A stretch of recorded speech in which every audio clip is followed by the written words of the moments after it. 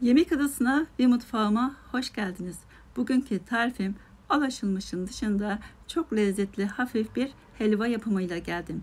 Bu helvanın içinde un yok, irmik yok, nişasta yok. Ama herkesin evinde bulunan malzemelerle yapımı çok basit, herkes yapabilir. İnanın gerçekten çok lezzetli, yemelere doyamayacağınız nefis bir tarif.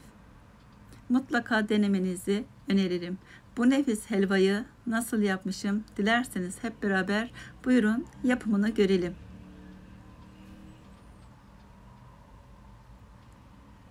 Tarifimde patates kullanacağım.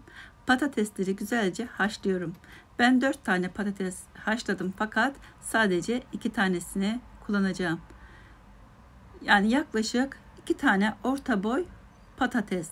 Biri büyük, biri küçük olduğu için siz 2 tane orta boy patatesi haşlayıp gösterdiğim şekilde sıcakken ama soğumasını beklemeden sıcak sıcak böyle isterseniz rendeleyebilirsiniz. İsterseniz de böyle bir patates ezicisi ile güzelce pürüzsüz bir kıvam alana kadar çok güzel ezelim.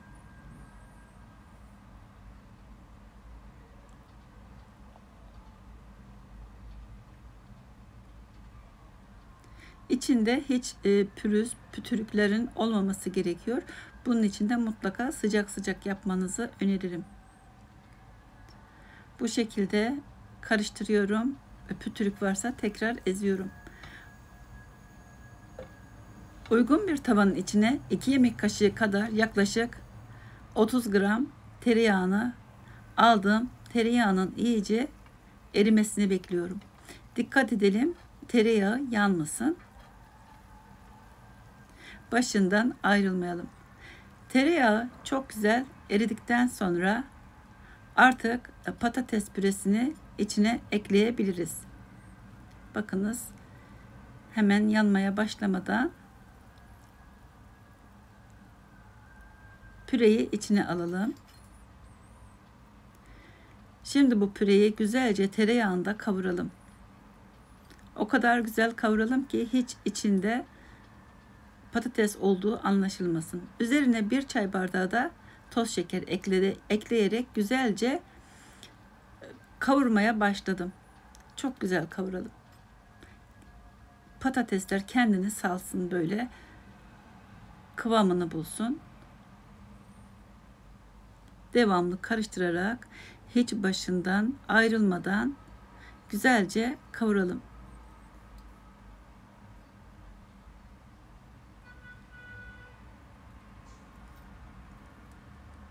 Üzerine şekeri kullandığım bardak ölçüsüyle 1 çay bardağı süt ekledim. Soğuk süt.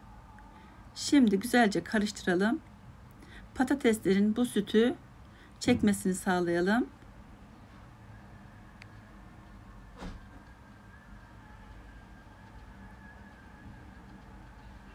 Üzerine 1 paket şekerli vanilini ekledim. Karıştıralım.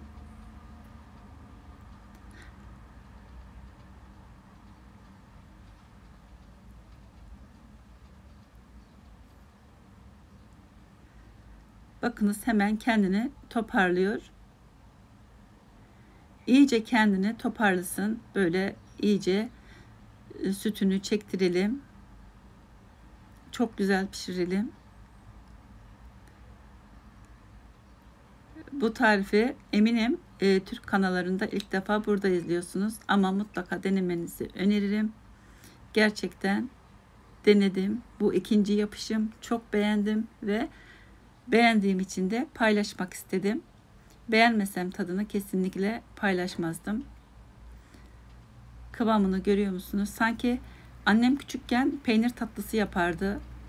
Bilir misiniz bilmem. Böyle onu kavurup üzerine de taze peynir doğrardı. Üzerinde şeker ekleyerek o şekilde helva yapardı annem biz küçükken.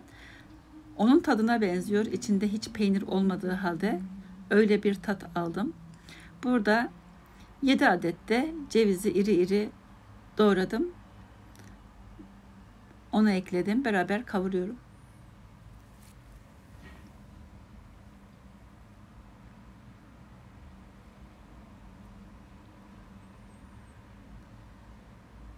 Bakınız sakız gibi olduğu kıvamını buluyor.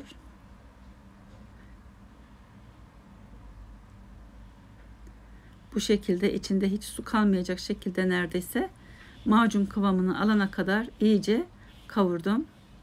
Şimdi onları uygun tabaklara alabilirsiniz. İstediğiniz şekilde sunumunuzu yapabilirsiniz.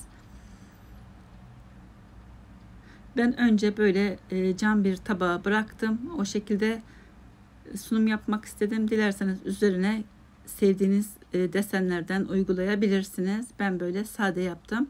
Şimdi otantik bir lezzet. Onun için bir tane de böyle çanakta sunum yapmak istedim. Fikir olması bakımından.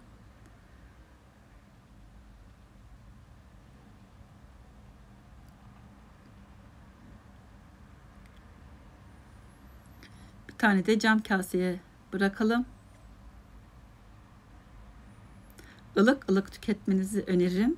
Gerçekten çok lezzetli. Denemekte fayda var. En azından kalorisi düşük. Bakınız zaten lezzetli olduğu görüntüsünden de belli oluyor. Üzerine badem, ceviz, fıstık serpiştirebilirsiniz. Yenilebilen gül yapraklarıyla da süsleyebilirsiniz. Gerçekten çok güzel kokuyor. O zaman daha lezzetli oluyor.